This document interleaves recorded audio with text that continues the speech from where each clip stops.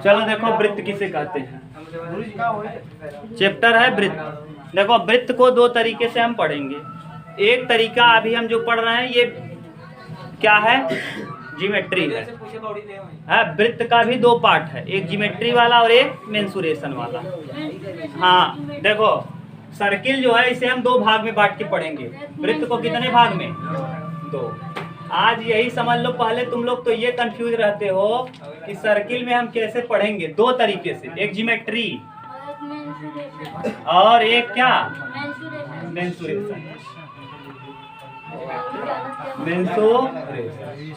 देखो ज्योमेट्री में क्या पढ़ेंगे ना, जैसे वृत्त के विषय में चाप है, जीवा है, इसके द्वारा जो भी एंगल बन रहा है, जैसे प्रमेय पढ़ेंगे। इसमें क्या पढ़ेंगे, और इसमें क्षेत्रफल हो गया, परिमाप हो गया। मान लो बाउंड्री, वृत्ताकार कोई ग्राउंड है, उसके चारों ओर बाउंड्री बनवाना है, तो क्या निकालोगे, मेंसुरेशन है। वो क्या है, यानी अगर क्षेत्रफल कह दे, या फिर जैसे कभी आप वाइपर देखे हो, वाइपर गाड़ी में वाइपर नहीं देखे हो, जब बारिश होती है तो वाइपर इसी से स्वाप करता है, तो वो भी किस में चलता है, वृत्त में। तो क्षेत्रफल निकालेंगे तो कहाँ चले जाएंगे, मेंसुरेशन।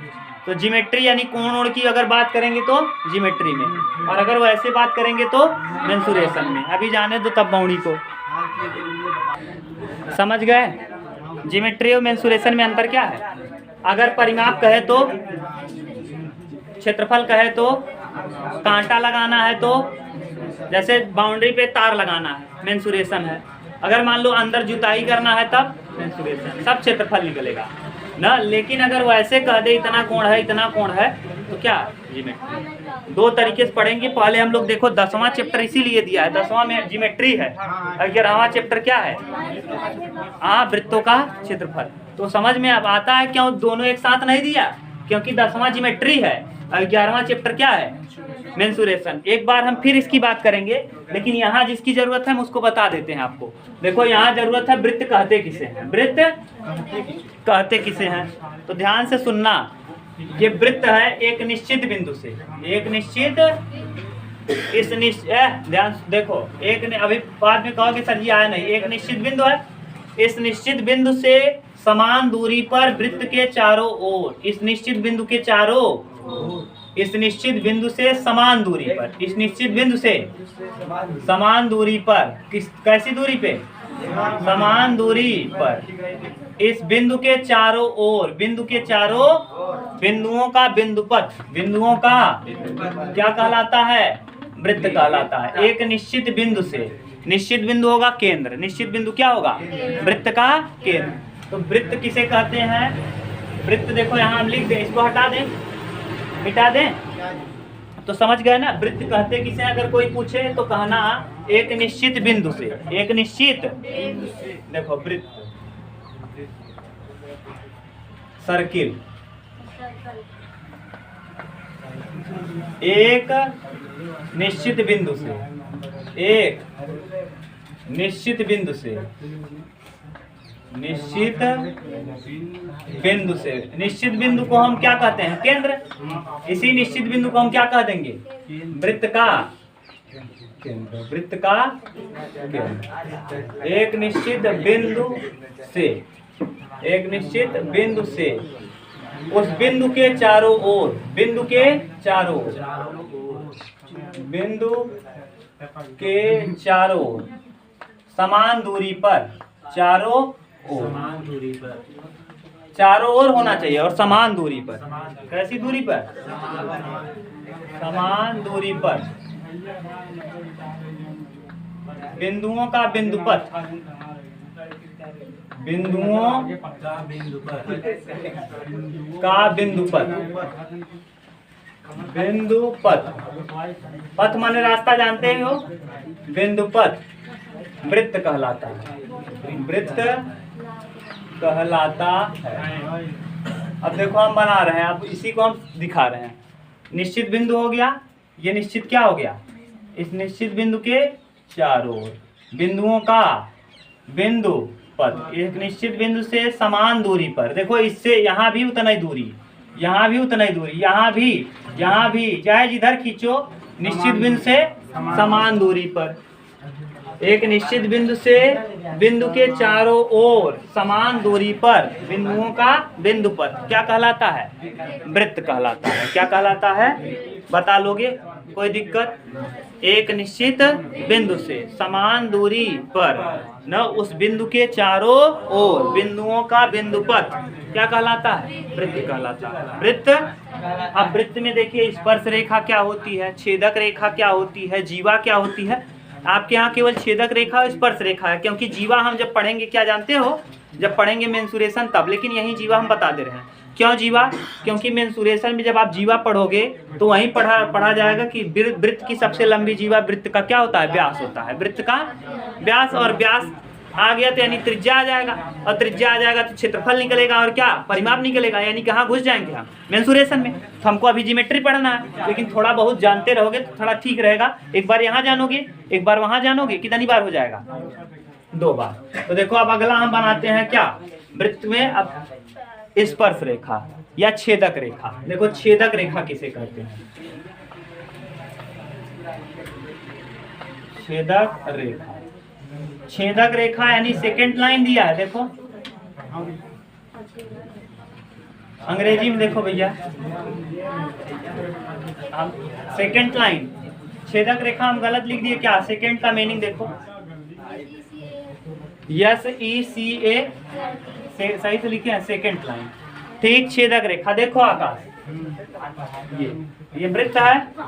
अगर इस वृत्त को इस पार से उस पार, कोई वृत्त को 2 बिंदुओं पर स्पर्श करने वाली सरल रेखा, वृत्त को 2 बिंदुओं पर प्रतिच्छेदित करने वाली सरल रेखा वृत्त का क्या कहलाती है? छेदक रेखा। लेकिन इसमें ये शर्त है कि ये दोनों क्या करनी चाहिए? छेद करके पार हो जानी चाहिए।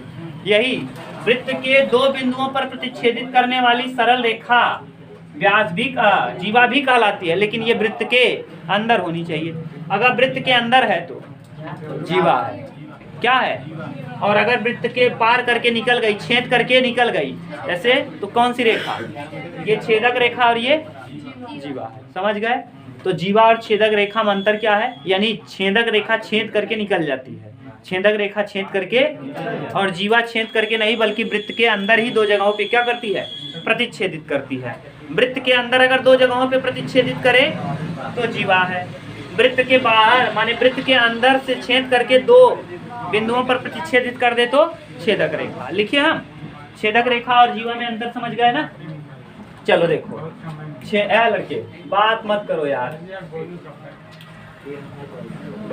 क्या लिखेंगे सिर्फ छेदक रेखा में? वह रेखा जो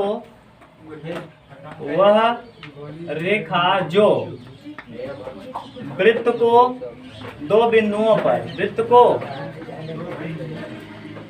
2 बिंदुओं पर प्रतिच्छेदित करे, 2 बिंदुओं पर प्रतिच्छेदित करे।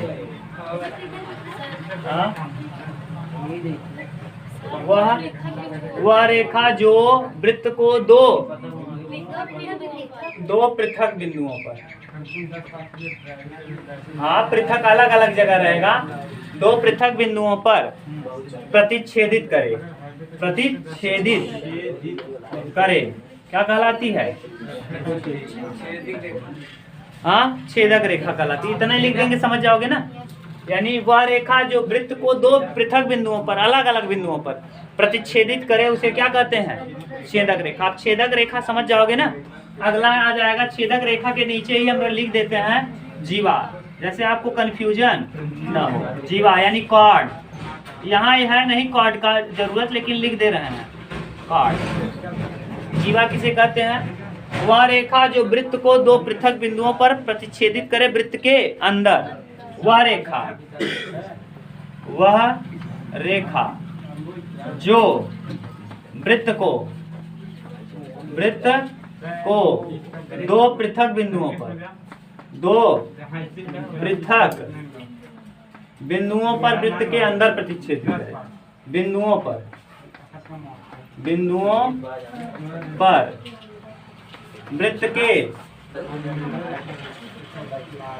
वृत्त के अंदर प्रतिच्छेदित करे, अंदर प्रतिच्छेदित करे।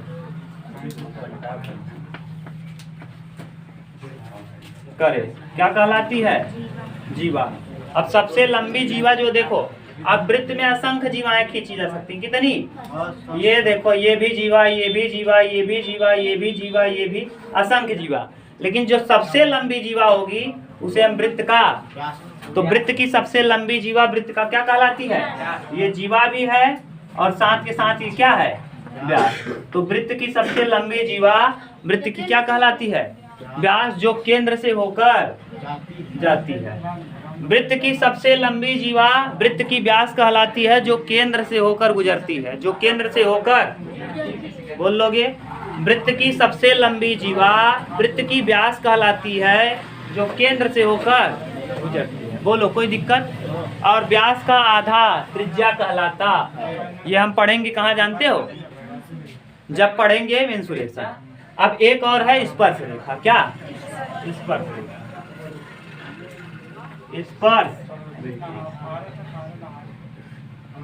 स्पर्श रेखा यानी टेंजेंट, अंग्रेजी में क्या कहेंगे? टेंजेंट। अब टेंजेंट किसे कहेंगे? बोलो, आप लोग थोड़ा बहुत जानते हो? हाँ, वृत्त को केवल एक बिंदु पर स्पर्श करने वाली सरल रेखा क्या कहलाती है? स्पर्श रेखा। देखो, जैसे वृत्त है, ये स्पर्श कर रही है एक ही बिंदु पर, और इससे असंख्य स्पर्श रेखाएं क्या की जा सकती हैं? खींची जा सकती हैं ना। स्पर्श रेखा किसे कहते हैं? वृत्त को एक बिंदु पर स्पर्श करने वाली सरल रेखा को हम क्या कहते हैं? वृत्त की स्पर्श रेखा। आपकी किताब में ये दिया है परिभाषा, देखो। वृत्त को, हाँ, वह रेखा जो वृत्त को केवल, वह रेखा जो वृत्त को केवल एक ही बिंदु पर, एक ही बिंदु पर क्या करे? प्रतिच्छेदित करे, स्पर्श करे, स्पर्श करे, क्या कहलाती है? वृत्त की स्पर्श रेखा कहलाती है। ये लिखवाए होंगे ना। कोई दिक्कत हो तो बोलो। ये है, इतना देखो परिभाषा था, हमने सब कुछ बता दिया, लिख भी दिया। अब आपको दिक्कत हो तो बताओ। अब देखो, एक चीज है प्रमेय नंबर 1 वृत्त का ना। प्रमेय नंबर 1 हम पहले नहीं पढ़ाएंगे। देखो, एक प्रमेय आपके यहाँ नहीं दिया है, 4-5 प्रमेय है, हम सब तो सिद्ध करेंगे ही। एक प्रमेय बहुत इंपॉर्टेंट है। आए हो पढ़ने?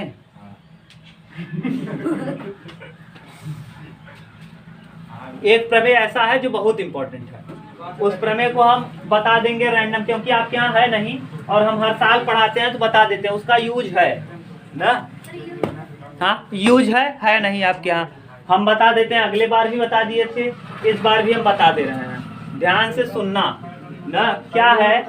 हाँ, पहले वही बता दें, क्योंकि वो किताब में है नहीं। किताब में 3-4। चलो देखो प्रमेय बार बार कह रहे हैं। ये वाला प्रमेय जो है आपका पहला प्रमेय, दूसरा कुछ है ना। हम जो बता रहे हैं ये प्रमेय पूछता है। प्रमेय क्या है कि सिद्ध कीजिए कि एक ही चाप के द्वारा, देखो हम पहले बता दे रहे हैं प्रमेय क्या हम लिखाएंगे। ये आपके यहाँ है नहीं, होगा भी तो आगे होगा कहीं। एक ही चाप के द्वारा केंद्र पर, चाप किसे कहते हैं? ये देखो, ये लघु चाप है। यही क्या कहलाता है? लघु चाप। ये बड़ा वाला दीर्घ। एक ही चाप के द्वारा केंद्र पर बना कोण, किस पे? केंद्र। अगर मान लो यहाँ बना कोण 2 थीटा है, एक ही चाप के द्वारा केंद्र पर बना कोण परिधि। परिधि किसे कहते हैं? वृत्त को टच करने वाला, कहीं भी टच कर जाए। अगर यहाँ थीटा है तो यहाँ क्या होगा? 2 थीटा होगा। यहाँ थीटा है तो यहाँ 2 थीटा। यही चाप अगर कहीं भी बना दो इसी चाप के द्वारा, लेकिन यहाँ मिलना चाहिए। एक यहाँ मिले और एक यहाँ। देखो यहाँ भी क्या होगा? थीटा, तो यहाँ 2 थीटा। इधर भी खींच दो थीटा, तो यहाँ थीटा। तो एक ही चाप के द्वारा, इसी चाप के केंद्र पर बना कोण, परिधि पे बने कोण का 2 गुना। यहाँ थीटा है तो इसका 2 गुना, यहाँ 2 थीटा। अगर यहाँ थीटा नहीं होता बल्कि θ/2 होता तो यहाँ थीटा होता। यानी अगर यहाँ 2 थीटा होता तो यहाँ 4 थीटा। अगर यहाँ 40 होगा तो यहाँ 80, यहाँ 80 होगा तो यहाँ 160 ना। अगर यहाँ 50 होगा तो यहाँ 100। ऐसे दिया रहेगा, आपको हल करने को रहेगा। आप बताओ, आपको टाइम नहीं लगेगा अगर ये प्रमेय याद है यहाँ दिया रहेगा, ऊपर ऐसे दिया रहेगा, इस जगह पे 100 दिया रहेगा, यहाँ का वैल्यू पूछेगा 50 होगा ना। लेकिन याद रहे तब तो देखो इसको हम सिद्ध करते हैं, पहले होता है तो क्यों होता है पहले सिद्ध कर लो, तो हमेशा के लिए लिख देंगे हम। थोड़ा सा प्रमेय लिखेंगे कि प्रमेय के अनुसार ये होता है कि एक ही चाप के द्वारा केंद्र पर बना कोण परिध पे बने कोण का क्या होता है, 2 गुना होता है। जरा ध्यान से देखो, हम बना रहे हैं, हम लिखेंगे नहीं पूरा, हम केवल बता देंगे ऐसे रैंडम। अब आप लिखना घर पे, त्रिभुज इसीलिए पढ़ाए थे, लिखने के लिए ही। ये देखो वृत्त बन गया, यहाँ वृत्त का क्या होगा, केंद्र होगा। यहाँ परिधि मान लो ये और ये क्या है, इसका चाप है, यानी यहाँ से यहाँ मिला दिए। देखो केंद्र से परिध तक की दूरी क्या कहलाती है, त्रिज्या। केंद्र से परिध तक की दूरी, अब यहाँ से इसको मिला दो। ये देखो अगर ये चाप पे बना, यहाँ बना कोण हम मान ले रहे हैं y है, तो यहाँ बना कोण क्या होगा y, तो यहाँ बना 2y होगा। अब हमको दिया है, एक जगह दिया है, दूसरी जगह हमको सिद्ध करना। अगर यहाँ 2 थीटा मान लो तो यहाँ थीटा सिद्ध कर दो, और यहाँ अगर थीटा मान लो तो यहाँ 2 थीटा सिद्ध कर दो। देखो हम इसको क्या करते हैं, इसको मान लेते हैं a, इसको मान लेते हैं b, इसको c, और यानी BC क्या है, BC चाप है। BC क्या है, BC चाप द्वारा O, केंद्र O पर बना कोण और केंद्र A पर बना, परिधि A पर बना कोण हमको सिद्ध करना है। देखो हम इसको क्या करते हैं, इससे ज्वाइन कर देते हैं, मिला दिए। अच्छा ये बताओ, ये केंद्र से परिधि तक की दूरी ये क्या होगी, त्रिज्या। ये भी त्रिज्या, ये भी त्रिज्या, ये भी त्रिज्या। बराबर भुजाओं के सम्मुख कोण क्या होते हैं, अगर यहाँ x होगा तो यहाँ क्या होगा, x होगा। क्यों, क्योंकि इसके सामने अगर यहाँ x तो इसके सामने x। क्यों, बराबर भुजा के सामने वाले कोण क्या होते हैं, त्रिभुज के नियम में पढ़ा दिए हैं, बराबर भुजाओं के सम्मुख कोण। अच्छा मान लो यहाँ y है, तो इसके सामने ये भी, ये और ये आपस में क्या है, तो यहाँ भी क्या हो जाएगा y। क्लियर। अब इस वाले को हम आगे बढ़ाते हैं, इसको क्या करते हैं आगे। तो ये देखो एक त्रिभुज बन गया, ए बी और क्या ओ, ए बी और ओ। ए बी ओ में देखो हम इसको क्या कर रहे दिए हैं, आगे बढ़ाए हैं। तो जब आगे बढ़ाए तो यहाँ वाला जो कोण होता है ना, सुदूर यानी दूर दूर के कोण का जोड़ होता है। तो y y कई y 2y, और यहाँ x x कई x 2x कई x। अगर हम दोनों में 2 कॉमन कर लें तो देखो क्या हो जाएगा, यहाँ से 2 कॉमन कर लें तो x प्लस, अच्छा x प्लस वाई ऊपर वाला कोण है क्या, अगर यहाँ से यहाँ तक जोड़ेंगे तो क्या आएगा, और यहाँ क्या आ गया 2x प्लस, इसका मतलब इसी का 2 गुना आया क्या है, तो यही तो सिद्ध करना था। देखो यहाँ अगर x प्लस वाई आया, इन दोनों को जोड़ो क्या आएगा, तो इसका ये कई गुना है, 2 गुना, यही तो हमको सिद्ध करना था। अब ये कह रहे हो कि सुदूर का मतलब क्या है, सुदूर का मतलब क्या है, त्रिभुज में मैंने पढ़ाया था अगर आपको याद हो तो। ये त्रिभुज में अब देखो हम सिद्ध भी कर दे रहे हैं। ये मान लो A है, ये B है, ये C है, ये D भुजा है। कौन सा भुजा, D। यहाँ का कोण मान लो 1, ये मान लो 2, ये मान लो 3, और इसको मान लो कितना 4, या x मान लो। तो यानी x का जो मान होगा कोण 1 कोण 2 की क्या होगा, बराबर होगा। देखो जरा, कोण 1 कोण 2 कोण 3, कोण 1 प्लस कोण 2 प्लस कोण बराबर कितना आएगा 180, क्योंकि त्रिभुज के तीनों कोणों का जोड़ कितना होता है। अच्छा ये बताओ, अगर हम इसको देखें, इसको एक क्या बन रहा है, रेखी कोण है क्या, एक रेखा में, तो यानी 3 और x का जोड़ कितना होगा, 3 प्लस x बराबर 180। ये भी होगा क्या, एक लाइन पे बना कोण, यहाँ से यहाँ तक देखो 3 और x पूरा लाइन बन जाएगा क्या, तो एक लाइन पे बना कोण कितना, तो यानी अगर हम चाहें तो देखो x बराबर क्या रख सकते हैं, 180 माइनस 3 की जगह, सॉरी 3 की जगह हम क्या लिख सकते हैं, 180 माइनस x। समीकरण नंबर 2 ये है, 1 ये है। अब इसे यहीं से उठा के रख दो 3 की जगह, तो 1 प्लस 2 और 3 की जगह क्या भैया, सॉरी 180 माइनस x, 3 की जगह रख दो 180 माइनस x बराबर कितना 180। ये क्या हुआ, कट जाएगा, x को माइनस है उस तरफ ले जाएंगे, x बराबर 1 प्लस 2। देखो 1 और 2 दूर दूर हैं क्या, 1 और 2 क्या है इसके, तो x का वैल्यू क्या आया, दूर दूर का जोड़ आया। अगर मान लो यहाँ 30 होता, ध्यान से सुनो, अगर मान लो यहाँ 30 होता और यहाँ 40 होता, तो ये वाला कोण क्या हो जाता 70, 40 और 30 का जोड़ क्या होता 70। तो देखो क्या कह रहे हो, कैसे क्या आया, ये नीचे वाले में ए 3 को यहीं रखे, एक्स को कहाँ ले गए, तो क्या हो गया 180 माइनस एक्स। अब देखो 3 जहाँ है, यहाँ कोण 3 है, कोण 3 की जगह कोण रख दो वैल्यू। कोण 3 की जगह हम देखो 1 रखे, 2 को 2 रखे, 3 की जगह हम क्या रख देंगे 180 माइनस 180 से 180 क्या होगा 180 माइनस एक्स 3 की जगह, यहाँ 3 ये 3 रखो यहीं, एक्स को कहाँ ले जाओ तो क्या हो जाएगा 180 माइनस। अब देखो इसमें रखेंगे 1 उतरा, 2 उतरा, 3 की जगह क्या रख दें, सही है 180 से 180। अब माइनस एक्स बचेगा, माइनस एक्स को उस तरफ ले जाएंगे तो बताओ क्या आया, 1 और 2 के बराबर आ गया क्या।